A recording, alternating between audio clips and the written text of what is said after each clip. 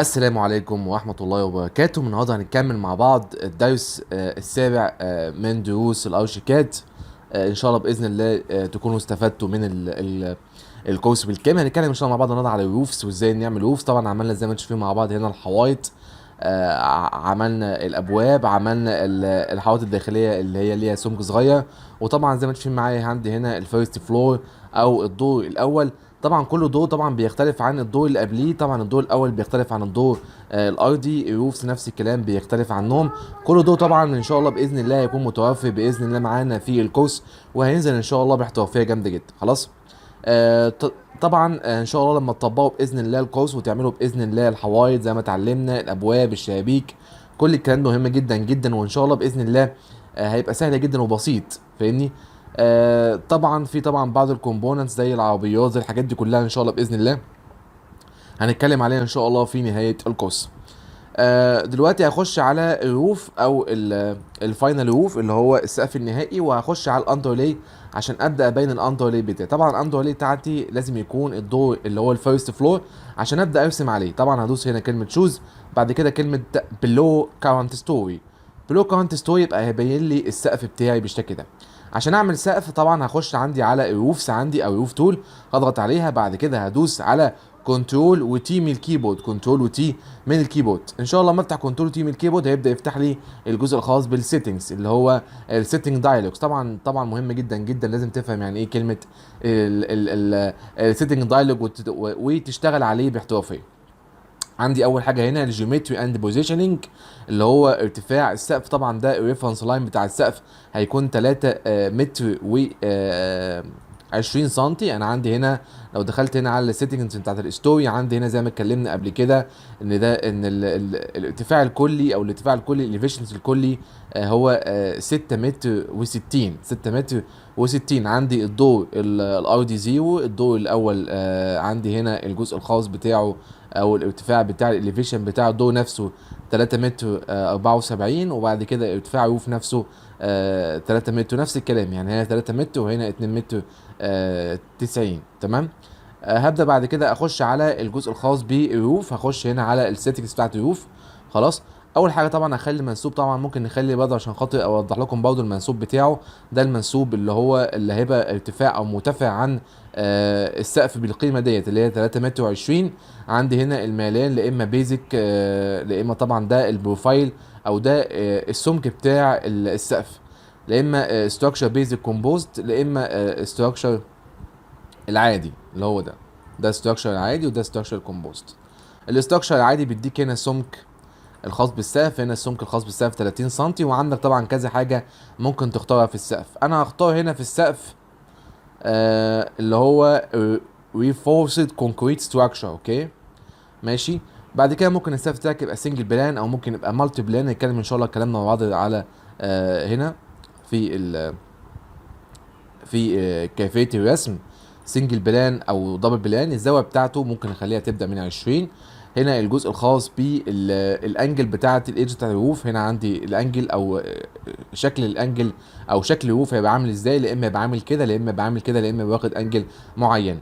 هنا طبعا موجود هنا البروجكت زيرو يعني ارتفاع السقف من الروف هو 9 متر 68. طبعا هو كده مرتفع فوق كمان الدور الاول. خلاص. نخش بعد كده على المالتي بلان جيومتري. نفس الكلام او زي ما اتعلمنا قبل كده في شويه اعدادات مهمه جدا بنحتاجها في او بنحتاجها في الروف. انا عندي هنا روف ليفلز. انا عندي هنا اول درجه اللي هي هنا 20، وعندي اليفيشن دي اللي احنا اخترناها هنا دي كده ال 20 درجه، وعندي اليفيشن انا ال 2000 اللي احنا اتكلمنا عليهم قبل كده. ممكن طبعا تضيف كذا حاجه من عن طريق الامر اد في الكيرف ريزوليوشن. الكيرف ريزوليوشن لا اما تختار باي ارك لا اما باي سيركل، وطبعا هنا واخدين الريزوليوشن بتاعنا 10. الايفاس اوفر هانج الاوفست بتاعها 800، واختار اوفست ممكن تبقى مانيوال ندخلها بايديك او اوفست. سكايلايت ستريت سيجمنت ات كيرفز نفس الكلام. ماشي. طبعا دي شويه اعداد. طبعا بتبقى انت مختار هنا الموديل بتاعك او هنا شكل الموديل او روف تايلز هنا موجود عندك. ده شكل السيرفيس. طبعا ممكن طبعا تعدل فيها، وده برضه الكلاسيفيكيشن والبروبرتي. كده انا كده ده جزئيه السقف اللي انا عاوز اشرح لكم النهارده. وده اللي هي الشيل روف الطبقه او اللي هو مصمم فيها. ادوس كلمه اوكي. هيبدا بعد كده يقول لي انت عايز هنا السنجل ولا عايز هنا المالتي. انا هخليها مالتي، وهبدا ان انا ارسم بالسناب على الجزء الخاص بالمالتي. طبعا عندي طبعا هنا ممكن ان انا ابدا اشتغل مستطيل اهي مع واحده، او ممكن ان انا ابدا اشتغل بالخطوط، او ممكن من مستطيل اهي. في كذا حاجه ممكن اعملها، او ممكن هنا الجزء الخاص بالروتيت لو انا عايز اعمل روتيت. بس انا طبعا هقسمها معاكم هنا زي ما انتم شايفين مع بعض هنا، هقسمها معاكم الخطوط العاديه، لان انا عايز اطلع مثلا يمين شمال كده يعني. تمام. هدوس على شيفت طبعا عشان خاطر ان انا ارسم خط مستقيم. هنا الشيفت مش هيكون شغال معايا على خط مستقيم. هبدا ان انا آه هدوس على النقطه دي اهي، او النقطه، وبعد كده هقف عند النقطه الثانيه اهي. هدوس على شيفت، هقف هنا كده. تمام. بعد كده هقف هنا زي ما انتم شايفين معايا، بيبدأ ان هو يحدد لي الاتجاهات الخاصة او النقطة الخاصة بتاعة البروجكت نفسه اللي انا هبدأ اشتغل عليها، واللي انا هبدأ اعمل لها الروف بتاعي. يعني الروف بتاعي بيكون عندي بالشكل ده. تمام. طبعا في سنابس احنا طبعا ممكن نستخدمها عندك في روفس، وطبعا ممكن كل الكلام ده يبقى متقفل عندي في روفس. هقفل خالص الروف بتاعي. هيبدأ الارشيكاد يرسم لي الروف زي ما انتم شايفين بهذا الشكل كده. الروف هو بدأ يرسم لي الروف بتاعي في هذا الشكل. عايزين دلوقتي ناخد سيكشن من المو، ناخد سيكشن عندنا عشان خاطر نشوف هنا من الدوكيومنتس، ناخد سيكشن ونشوف الشكل بتاع السقف، او شكل السقف عامل ازاي لو انا خدت سيكشن من هنا لحد هنا كده. ده كده السيكشن بتاعي، وهيبص الناحيه التانيه كده. انا كده ايه دخلت على السيكشن بتاعي. هخش هنا في السيكشنز، هنا في السيكشن دبل كليك. اوكي ده كده اللي هو السيكشن في روف. انا كده خدت سيكشن في روف. ممكن اخد خلينا ناخد سيكشن في الفيرست فلور ونشوف شكله عامل ازاي. اهو ده كده السيكشن بتاعنا. اوكي. السيكشن بتاعنا هندوس عليه. اوكي. دبل كليك. اقول له هنا شو سيلكشن ماركين ان ذا 3 دي، او اقول له open with current view settings. open with current new settings. طبعا السيكشن اللي احنا طبعا خدناه هو سيكشن طبعا بالكامل في المبنى، في الدور الاول او في الدور الارضي او ايا كان. كل الكلام ده طبعا هيظهر معانا في السيكشن والاليفيشنز. خلاص. تمام. هو كده دخلني على الاليفيشن. انا كده كنت واخد اليفيشن، ما كنتش واخد سيكشن، سوري. فده كده الاليفيشن تول. انا كده خدت الاليفيشن تول موجود معانا. كنت عايز اخد طبعا يعني اللي هو السيكشن تول، بس مش مشكله خالص. هناخد الاليفيشن دي نلغيها خالص. انا مش عايز اصلا اليفيشن. كده هقول له هنا delete a viewport. اقول له delete anyway. اوكي. فهيلغي لي الفيو بورد. انا كده لو عايز اي اليفيشن كنت هاخد اصلا اليفيشن، مفيش خالص مشكله يعني. ماشي. هنا عندي السكشن تول. لو ضغطت على السكشن تول، لا اما اخدها مستقيمه لا اما اخدها دائريه. اخدها كده واعملها كده اهي شيفت، وبعد كده ابص هنا كده السكشن تول اتعمل. خلاص كده السكشن تول اتعمل. هدوس على كلمه سكشنز، او ادوس على جو تو فيو وذ كارنت فيوز. خلاص. وبعد كده هدخل على طول على السكشن الخاص بتاعي. ده كده الروف اهو، وده كده ارتفاع روف زي ما اتكلمنا يا جماعه. ارتفاع روف هيكون من ارتفاع روف هيكون زي ما احنا اتكلمنا مع بعض بهذا الشكل كده. عندي روف اهو. ده لو انا جيت ضغطت عليه كده، ضغطت على كنترول وتي عشان ابدا اعدل خصائص الروف اللي انا واقف عليها. ده كده 3 متر 20. لو خليتها يا جماعه زيرو وضغطت على كلمه اوكي، هيحصل ايه يا جماعه؟ الروف هيبدا ينزل عن المستوى بتاعي، ويبقى على مستوى زيرو من الدور الاول. على مستوى زيرو من الدور الاول. لو ضغطنا هنا على اف 3 عشان نشوف كده، او يعني نشوف نلقي نظرة على المشروع بالكامل. طبعا انت ممكن تعدل على روف تعديل سهل جدا. يعني انت ممكن تعدل على روف وانت حتى في ال 3 دي. ممكن تعدل على روف في ال 3 دي، ممكن تعدل عليه في النقاط، ممكن تعدل عليه كل الكلام. طبعا عندي هنا طبعا دي كده عندي طبعا الدور هنا. فهنا طبعا في ارتفاع هنا عن الدور بتاع الدور بتاع الدور الارضي. ماشي. وعندي برضه بتاع الدور الاول اهو اللي احنا واقفين عليه. ده بتاع الدور الاول اهو، زي ما بتشوف معانا مكتوب هنا كلمه روف. ده بتاعت روف اهي، لان اصلا كده اصلا في عندي حوائط عن روف. طبعا هدخل طبعا هنا على الجزء الخاص بالسقف، وطبعا هنا بيقول لي هيبقى مرتفع عن الروف بارتفاع الروف. طبعا ارتفاع الروف عشان نجيبه بالظبط هنخش على السيتنجز. ارتفاع الروف حوالي 3 متر، فهدخل هنا على الجزء ده وهدوس هنا على 3، فهيبقى مرتفع 3 متر. تمام، زي ما تشوف معايا كده، 3 متر عن روف، من بداية روف، يعني من هنا لحد فوق. انا طبعا عاوز طبعا اصغر من كده. قلنا نكتب مثلا حوالي متر، يطلع مثلا حوالي متر عن روف. اه اه تمام. ده كده السقف بتاعي. ممكن طبعا ان انا الجزء الخاص بالروف ده المفروض طبعا ينزل لحد الحيطه. يعني المفروض الخاص بالروف ده لما اجي ادوس عليه وادوس على السيتنجز بتاعت الروف، طبعا ممكن ان انا ابدا ان انا اعدلها، اختارها طبعا من عندي هنا واختارها وادوس على هنا الزيرو او الجزء الخاص، فيقفل لي هنا الجزء الخاص بالروف بتاعي. ده كده الروف اللي انا عايز ابدا اشتغل عليه. طبعا الحوائط اللي انا اصلا راسمها واللي انا اصلا شغال بيها المفروض تبقى ماشي اصلا مع الروف اللي هو اصلا موجود تحت. خلاص، هبدا بعد كده ادوس هنا تاني وادوس على الجزء الخاص بالبوزيشننج، هخلي ده الارتفاع الكلي او الارتفاع. ممكن طبعا هنا طبعا من البروجكت زيرو، من هنا من السيتنجز ممكن طبعا احنا ناخدها كلها، او ممكن احنا نشتغل عليها كلها. اوكي، ناخد هنا هنا ده كده الجينيريك برسبكتيف. احنا عايزين الجينيريك، احنا عاوزين الستوري، فهدوس على الديزاين ستوري سيتنجز او القيمه بتاعتي.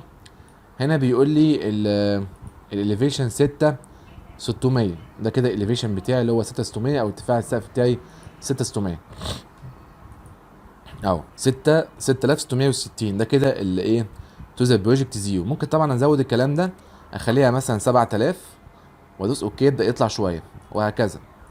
ده كده انا برفع الروف بتاعي 7500، برفع الروف بتاعي فوق المستوى اللي انا عاوز ايه ان انا ابدا ارفعه عندي في الشكل ده، ان انا ابدا ارفعه عندي في الشكل. طبعا عندي طبعا هنا طبعا في الاجزاء بتاعتي وانت بتشتغل عندك او انت بترسم لازم يكون في يعني لازم تكون انت وضع الكميه دي او وضع الكيفيه دي عندك في الرسمه اللي انت شغال بيها. خلاص، اخش هنا على الروف. طبعا انت هنا ممكن نعدل هنا النقطه بتاعتك، ده كده اللي هي التعديل بتاع النقاط اهي. ده كده انت ممكن تعمل بوزيشننج، ممكن تعمل روتيشن، ممكن تعمل ميرور، ممكن تعمل مالتيبلاي. لو ضغطت هنا على النقطه دي كده، النقطه دي بالشكل ده، اوكي. فاحنا كده طبعا لو احنا عاوزين نعدل في السقف ممكن طبعا نعدل منه من روف. اختار السقف كده وابدا ان انا اعدل في السقف. لو ضغطت على السقف كده احنا ممكن نعدل في السقف. طبعا لو ضغطت هنا طبعا على النقطه دي احنا ممكن نحرك الجزء الخاص بالسقف طبعا، او اتجاه السقف هنا. الجزء ده انا ممكن طبعا ان انا اقفله من هنا اهو، ادوس كده والسقف بتاعي يبقى مستقيم من هنا. نفس الكلام ممكن ممكن اضغط على السقف هنا، ادوس هنا على الجزئيه دي او ادوس عليها. طبعا في طبعا كذا حاجه ممكن تدوس عليها على النقاط. انت اصلا يعني ممكن تختلف وممكن تعمل الحاجات اللي انت حاببها، سواء تعمل اوفست، سواء تعمل اوفست للايدج نفسه اللي انت اصلا شغال بيه، ممكن حتى يستمر معاك كده. ممكن تعمل سبتراكشنز الاجزاء اللي انت عاوز ترسمها. لو انت عاوز سيستم سبتراكشن، او لو انت عايز سيستم سبتراكشن عندك مستطيل، عندك اي حاجه ممكن ترسمها على طول بحيث ان هو يطرح الحاجه دي من السبتراكشن بتاعك اللي هو موجود عندك في رسمه. زي ما انت شايف معايا، بدل شايف طبعا هدوس كنترول زد عشان ارجع، او هدوس على اندو. طبعا لو ضغطت هنا مره تانية وضغطت على كلمه سبتراكشن، هبدا اختار النقطه الاولى اهي، النقطه التانية اهي، النقطه التالتة اهي، النقطه الرابعه اهي. خلاص، انا كده قفلت الجزئيه دي، فهو طبعا هيطرحها لي. ممكن طبعا اشوفها في السكشن بتاعي لو انا ضغطت على السكشن دبل كليك عشان ادوس على كلمه open with current view settings، هيبدا يظهر لي عندي في السكشن اهو. خلاص، اهي القطعه اللي انا اصلا كنت قاطعها معايا في السكشن وكده كده اصلا ظاهره عندي برضو في ال 3 دي. طبعا اي حاجه انت بتعدلها في السقف بيبقى فيه كذا تعديل ممكن تعدله في السقف، وفي كذا حاجه ممكن انك تشتغل عليها في السقف مباشره. ده كده الجزء الخاص بالتعديل. طبعا ممكن تدوس على النقطه دي، ممكن تغير البوزيشن بتاعها، ممكن تغير الاسلوب بتاعها او النقطه بتاعتها، ممكن تفتح كده شويه، ممكن تيجي الناحيه التانية شويه، حسب الاحتياج بتاعك، او حسب الشغل اللي انت عاوز ترسمه عندك في الارشيكاد. نفس الكلام برضو النقطه دي انت ممكن تغير السلوب بتاعها من هنا اهو، في كذا حاجه، في كذا اوبشن، في اوبشن اولاني، في اوبشن تاني، اللي انت عاوزه بيبقى متاح معاك انك تخش يمين تخش شمال. طبعا انت يعني حسب الاحتياج ممكن كمان ترفعها فوق في اتجاه الزد اهو، ممكن ترفعها فوق، ممكن تحط الهايت بتاعك ولتكن مثلا 1000 ارتفاع تطلع 1000. فانت ممكن تعدل في السقف زي ما انت حابب، وتعمل طبعا الشكل اللي انت حابه في السقف زي البروجكت اللي احنا عاملينه وكده. احنا عملنا السقف بتاعنا بدون اي مشكله وبدون اي صعوبه. اتمنى يكون النهارده درس روف سهل، اتمنى ان شاء الله ما يبقاش فيه مشكله في الدرس الخاص بالروف. طبعا الحمد لله احنا كده قفلنا اهو الحوايط، قفلنا الابواب، قفلنا الشبابيك، قفلنا الشكل ده كله مع بعض اهو. ان شاء الله لو حد عنده اي استفسار عنده او حد عنده اي سؤال يكتب لي كومنت تحت في التعليقات. وان شاء الله باذن الله هيكون كده الروفس كده سهل جدا وبسيط. طبعا عايز برضو اشرح حاجه تانية في روفس برضو قبل ما اخش على ايه على النقطه دي. لو انا عايز ادخل يعني في نقطه تانية خلاص. طبعا لو ضغطت على الديزاين تول وضغطت على الروف وبعد كده ضغطت على روف دبل كليك او ضغطت على كلمه روفس هنا خلاص ماشي. هنا طبعا عندي ثواني اضغط على وول، اضغط على روف. لو ضغطت هنا وعملت هنا الجزء الخاص بالروف بتاعي او اشتغلت هنا في الجزء الخاص بالروف بتاعي ولتكن مثلا خليت هنا الجزء ده سنجل بلان، بعد كده ضغطت على كلمه اوكي. بعد كده بدات ارسم اول حاجه الفيرست نود او الفيرست نود لاين اللي انا عايز ابدا ارسم عليها، او الفيرست نود لاين اللي عايز ابدا ان انا ارسم عليها. هدوس اول حاجه هنا الريفرنس بلان بتاعي او البيفت بلان خلاص. هيبص هنا يعني السقف هيبقى هنا ولا هنا، هقول له السقف هنا وبعد كده ابدا ارسم السقف بتاعي وابدا ارسم اللاين بتاعي. طبعا ممكن ترسم طبعا اشكال مختلفه من السقف وطبعا هيكون السقف معاك بالشكل ده. هنرجع تاني هنا يا جماعه اندو خلاص. هندوس على روف مره تانية، هندوس هنا البيفت بوينت بتاعنا، ابص هنا بعد كده هبدا ارسم